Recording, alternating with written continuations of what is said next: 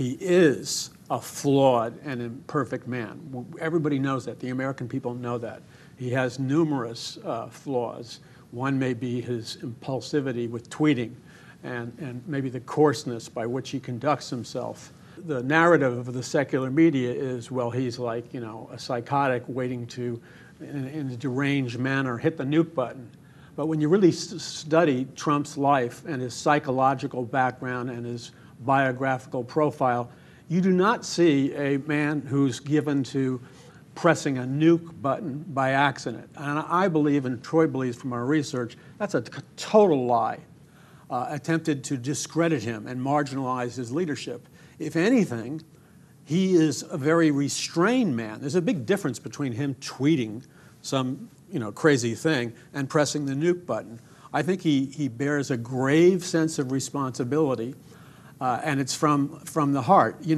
We believe God raised up every one of our presidents. He raised Obama up. He raised Clinton up, and the Bushes. He raised them all up.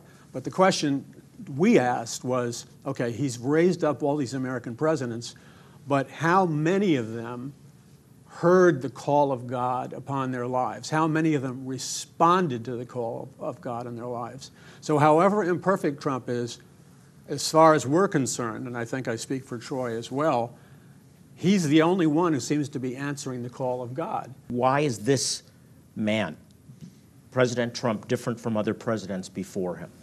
Well, one thing that burns in Troy's heart and my heart is this.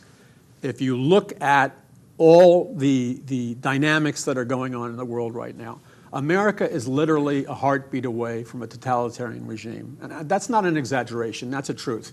If Trump was to die, and God forbid some evil man was to come into power, we would be under some kind of police state, a dictatorship. End of story. No more Christianity, no more Judaism. Freedom of religion is over. That's a very real possibility. So we can't be so frivolous with our freedoms. We are literally sitting on the edge of a precipice. We need men and women who are going to stand up for what they believe. I personally believe, unfortunately, God was looking to and fro. He didn't find a whole lot of Christians willing to go to the mat for him. He didn't find a whole lot of Christian men, sadly to say, who were willing to say to the atheists, no, you can't make Christianity outlawed in America. I'm not going to allow it. Like it or not, this guy has chutzpah and guts. Do you see this as an intervention, a divine intervention? Yes. So America's been given another chance? Yes. And this is a problem for a lot of Christians theologically and morally. I don't personally think he's a believer in Jesus Christ. But to me, that's secondary. What would I rather have? Would I rather have a believer in Jesus Christ who does nothing, or somebody who is not quite, who's open to the Lord and growing in the Lord, but maybe not be saved, but he's doing the things that God wants done. And empowers godly men around him. Exactly. And sometimes because people are watching the secular media, they forget this man is standing up, for crying out loud, forgive me for being emotional.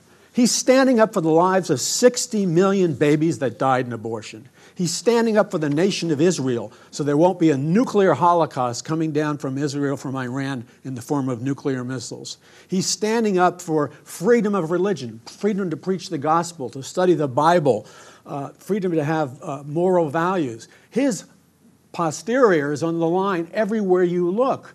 And let's get real. David was a man after God's own heart. That doesn't mean God approves of adultery or murder or lying. He didn't. But he's the only man in the Bible that God said, David is a man after my own heart. And I believe, I don't equate Trump with David, but I say that David is very much like Trump in many respects. He's a little vulgar, he's crude, but when it comes to the important issues, he's right on target.